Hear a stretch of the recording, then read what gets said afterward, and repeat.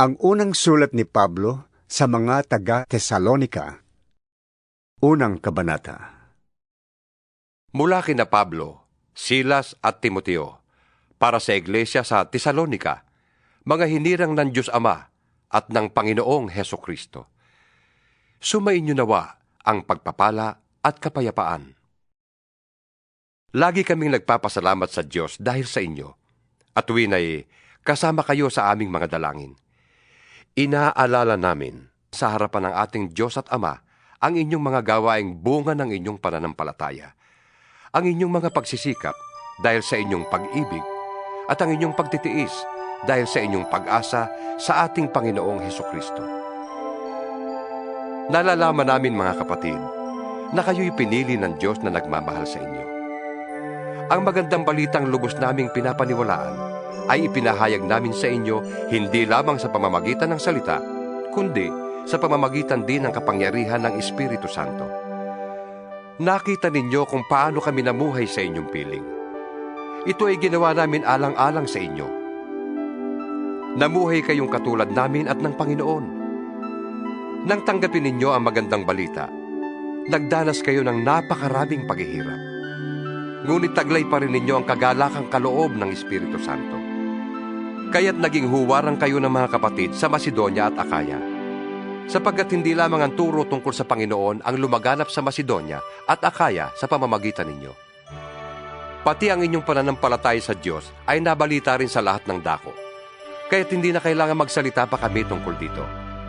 Ang mga taga-roon na rin ang nagbabalita kung paano ninyo kami tinanggap. Sila rin ang nagsasabi kung paano ninyo tinalikdan ang pagsamba sa mga Diyos-Diyosan upang maglingkod sa tunay at buhay na Diyos at maghintay sa pagbabalik ng kanyang anak mula sa langit, si Jesus, na muli niyang binuhay at nagliligtas sa atin sa darating na puot ng Diyos. Ikalawang kabanata. Kayo na rin, mga kapatid, ang nakakaalam na hindi nawalan ng kabuluhan ang pagpunta namin sa inyo. Alam ninyong hinama kami't ininsulto sa Pilipos. Ngunit binigyan kami ng Diyos ng lakas ng loob na ipahayag sa inyo magandang balita sa kabila ng maraming hadlang. Ang pangangaral namin sa inyo hindi batay sa kamalian o sa masamang nasa o sa hangad na manlinlang. Yamang minarapat ng Diyos na ipagkatiwala sa amin ang magandang balita. Nangangaral kami sa inyo, hindi upang bigyang kasiyahan ng tao, kundi ang Diyos na nakakasiyasat ng ating puso. Alam ng Diyos at alam din ninyo na ang aming pangangaral ay hindi sa pamamagitan ng matatamis na pangungusap o ng mga salitang nagkukubli ng kasakiman. Hindi kami naghangad ng papuri ninyo o ninuman. Kahit na bilang mga apostol ni Kristo, ay may katwirang kaming umasa niyan. Ngunit naging magiliw kami sa inyo, tulad ng isang mapagkalingang ina sa kanyang mga anak. Dahil sa laki ng aming pagmamahal sa inyo, inialay namin ang aming sarili sa pangangaral sa inyo ng magandang balita. At kahit na ang aming buhay ay ihahandog namin dahil napamahal na kayo sa amin. Tiyak na natatandaan pa ninyo, mga kapatid, kung paano kami nagtrabaho at nagsikap araw-gabi para hindi kami makabigat kanino man, habang ipinapahayag namin sa inyo ang magandang balitang mula sa Diyos. Saksi namin kayo at gayon din ang Diyos na naging dalisay, matuwid, at walang kapintasan ng aming pakikitungo sa inyong mga sumasampalataya. Tulad ng alam ninyo, kami naging parang ama sa bawat isa sa inyo. Pinayuhan namin kayo. Pinalakas namin ang inyong loob at hinikayat na mamuhay ng tapat sa paningin ng Diyos na tumawag sa inyo upang mapabilang sa kanyang kaharian at kalwalhatian. Kaya nga, palagi kami nagpapasalamat sa Diyos, sapagkat nang ipangaral namin sa inyo ang kanyang salita, tinanggap ninyo ito na hindi mula sa tao, kundi bilang tunay na salita ng Diyos. At ang bisa nito ay nakikita sa buhay ninyong mga sumasampalataya. Ang nangyayari sa inyo, mga kapatid, ay tulad ng nangyari sa mga iglesia ng Diyos sa Judea. Sa mga nananalig kay Kristo Jesus, inuusig kayo ng inyong mga kababayan, tulad din ng mga taga-Judea na inusig ng kapwa nila Hudyo. Ang mga taong yun ang pumatay sa Panginoong Jesus at sa mga propeta, at sila rin ang umusig sa amin. Nagagalit sa kanila ang Diyos at kaaway sila ng lahat ng tao. Hinahadlangan nila ang aming pangangaral na makapagliligtas sa mga hintil. Umabot na sa sukdulan ng kanilang kasamaan. Kaya't sa wakas ay bumagsak sa kanila ang poot ng Diyos. At ngayon mga kapatid, nang kami sandaling malayo sa inyo, hindi sa alaala kundi sa paningin, labis kaming nangulila. Kaya't sabik na kaming makita kayong muli. Ibig naming pumunta dyan. Makailang ulit kong binalak dumalaw dyan sa inyo, ngunit lagi kaming hinahadlangan ni Satanas. Hindi ba't kayo lamang ang aming pag-asa, kaligayahan, at ang koronang maipagmamalaki namin sa harap ng Panginoong Hesus pagparito niya? Oo, kayo ang aming karangalan at kaligayahan. Ikatlong kabanata. Nang hindi na kami makatiis, minabuti naming magpaiwan sa Atenas at suguin sa inyo si Timoteo na ating kapatid at kasama namin sa pangangaral ng magandang balita tungkol kay Kristo. Sinugo namin siya upang patibayin kayo at palakasin ang inyong loob, alang-alang sa inyong pananampalataya, para hindi manghina ang sino man sa inyo dahil sa mga pag-uusig. Alam ninyong ang mga pag-uusig ay bahagi ng kalooban ng Diyos para sa atin. Sapagkat ipinagpauna na namin sa inyo nung naririyan pa kami na tayo'y uusigin at siya ngang nangyayari tulad ng alam ninyo. Kaya nga, nang hindi na ako makatiis, ay nagpadala ko riyan ng sugo upang alamin ang kalagayan ngayon ng inyong pananalig sa Panginoon. Nag-aalala ako na baka nalinlang na kayo ng dyablo, at kung magkagayoy mawawala ng kabuluhan ang aming pagpapakahirap. Ngayon ay nakabalik na rito si Timoteo, at magandang balita niya tungkol sa inyong pananampalataya at pag-ibig. Ibinalita rin niya sa amin na lagi ninyo kaming naaalala at malaki ang pananabik na makita kami, gaya ng pananabik naming makita kayo. Mga kapatid, dahil sa inyong pananalig kay Kristo, ay naaliw kami sa gitna ng aming pagkabalisa at mga hirap. Nabuhayan kami ng loob dahil sa inyong pananatiling matatag sa pananampalataya. Paano kaya namin mapasasalamatan ng sapat ang Diyos dahil sa kagalakang natamo namin dahil sa inyo? Mataimtim naming idinadalangin araw-gabi na kayo'y muli naming makita at lalo pang mapatatag sa inyong pananampalataya. Loobin nawa ng ating Diyos at Ama at ng ating Panginoong Hesus na makapunta kami diyan sa inyo. Palaguin nawa at pasaganain ng Panginoon ang inyong pag-ibig sa isa't isa at sa lahat ng tao, tulad ng pag-ibig namin sa inyo. Palalakasin niya ang inyong loob upang kayo'y manatiling banal at walang kapintasan sa harap ng ating Diyos at Ama hanggang sa muling pagdating ng ating Panginoong Hesus kasama ang mga hinirang niya. Ika-4 na kabanata. Kaya nga mga kapatid, isa pang bagay ang ipinapakiusap namin at ipinapayo sa inyo sa pangalan ng Panginoong Hesus. Sana'y lalo pa ninyong pagbutihin ang inyong pamumuhay ngayon. Pamumuhay na ayon sa inyong natutuhan sa amin, upang kayo'y maging kalugod-lugod sa Diyos. Alam naman ninyo kung ano ang mga turong ibinigay namin sa inyo buhat sa Panginoong Hesus. Ibig ng Diyos na kayo'y magpakabanal at lumayo sa lahat ng uri ng kahalayan. Dapat maging banal at marangal ang pakikitungo ng bawat isa sa kanyang asawa, at hindi pagsunod lamang sa nasa ng laman tulad ng inaasal ng mga taong hindi nakakakilala sa Diyos. Sa bagay na ito, huwag ninyong pagsamantalahan ang inyong kapwa, at huwag siyang dadayain sa anumang paraan, sapagkat mahigpit na parurusahan ng Panginoon ang gumagawa ng ganitong kasamaan, tulad ng sinabi namin at pinatutuhanan sa inyo noong paman. Tayo'y tinawag ng Diyos upang mamuhay sa kalinisan, hindi sa kahalayan.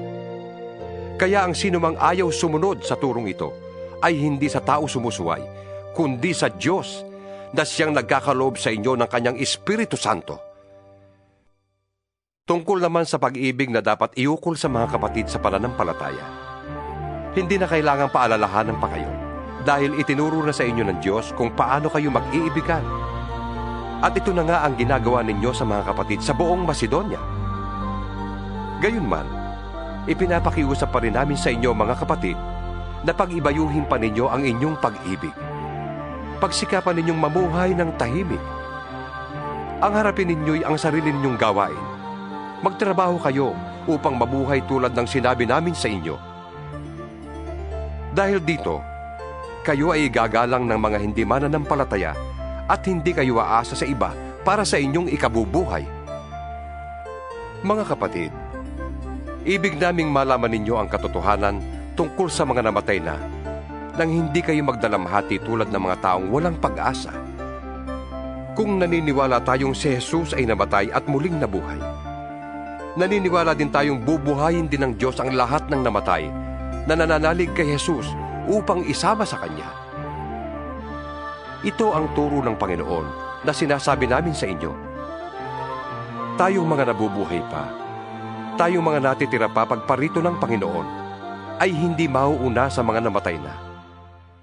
Sa araw na yon, kasabay ng malakas na utos, ng tinig ng arkanghel, at ng tunog ng trumpeta ng Diyos, ay bababa ang Panginoon mula sa langit. Bubuhayin muna ang mga namatay na nananalig kay Kristo. Pagkatapos, tayo namang mga buhay pa at natitira ay titipunin sa ulap, kasama ng mga binuhay upang salubungin ang Panginoon sa himpapawid. Sa gayon, makakapiling natin siya magpakailanman. Kaya nga, palakasin ninyo ang loob ng bawat isa sa pamamagitan ng mga aral na ito. 5 Kabanata. Mga kapatid, hindi na kailangang isulat ko pa sa inyo kung kailan magaganap ang mga bagay na ito. Sapagkat alam na ninyo na ang pagdating ng araw ng Panginoon ay tulad ng pagdating ng magnanakaw sa gabi. Kapag sinasabi ng mga tao, tiwasay at panatag ang lahat, biglang darating ang sakuna. Hindi sila makakaiwas, sapagkat ang pagdating nito'y tulad ng pagsumpong ng sakit ng tiyan ng isang babaeng manganganak. Ngunit wala na kayo sa kadiliman, mga kapatid. Kaya't hindi kayo mabibigla sa araw na iyon na darating na parang magnanakaw. Kayong lahat ay kabilang sa panig ng liwanag, sa panig ng araw, hindi sa panig ng gabi o ng dilim. Kaya nga, kailangang tayo'y manatiling gising, laging handa, at malinaw ang isip na di tulad ng iba. Sa gabi ay karaniwang natutulog ang tao, at sa gabi rin karaniwang naglalasing. Ngunit dahil tayo'y sa panig ng araw, dapat maging malinaw ang ating isip. Gawin nating panangga sa dibdib ang baluti ng pananampalataya at pag-ibig, at helmet ang pag-asa sa pagliligtas na gagawin sa atin ng Diyos. Hindi tayo pinili ng Diyos upang parusahan, kundi upang iligtas sa pamamagitan ng ating Panginoong Hesukristo. Namatay siya para sa atin, upang tayo'y mabuhay na kasama niya, maging buhay man tayo o patay na, sa kanyang muling pagparito. Dahil dito, palakasin ninyo ang loob ng bawat isa at magtulungan kayo tulad ng ginagawa ninyo ngayon. Ipinapakiusap namin, mga kapatid, na igalang ninyo ang mga nagpapakahirap sa pamamahala at pagtuturo sa inyo alang-alang sa Panginoon. Pag-ukulan nyo sila ng lubos na paggalang at pag-ibig dahil sa kanilang gawain. Mamuhay kayo ng mapayapa. Ipinapakiusap namin, mga kapatid, na inyong pagsabihan ang mga tamad, pasiglahin ang mahihinang loob, at kalingain ang mga mahihina. Pagtiyagaan ninyo silang lahat. Huwag ninyong paghigantihan ang gumawa sa inyo ng masama. Sa halip, magpatuloy kayo sa paggawa ng mabuti sa isa't isa at sa lahat. Magalak kayong lagi. Huwag kayong tumigil sa pananalangin. Ipagpasalamat ninyo sa pangalan ni Kristo Jesus ang lahat ng pangyayari, sapagkat iyon ang ibig ng Diyos. Huwag ninyong hadlangan ang Espiritu Santo. Huwag ninyong baliwalain ang anumang pahayag mula sa Diyos. Suriin ninyo ang lahat ng bagay at gawin ang mabuti. Lumayo kayo sa lahat ng uri ng kasamaan. Naway lubusan kayong gawing banal ng Diyos na siyang nagbibigay ng kapayapaan. at naway panatilihin niyang walang kapintasan ang buo ninyong katauhan. Ang espiritu, kaluluwa at katawan, hanggang sa pagparito ng ating Panginoong Hesukristo. Tapat ang tumawag sa inyo, at gagawin niya ang mga bagay na ito. Ipanalangin din ninyo kami, mga kapatid. Taus-puso ninyong batiin ang mga kapatid. Ipinapakiusap namin sa inyo, sa pangalan ng Panginoon, na basahin ang sulat na ito sa lahat ng mga kapatid. Sumainyo nawa ang pagpapala ng ating Panginoong Hesukristo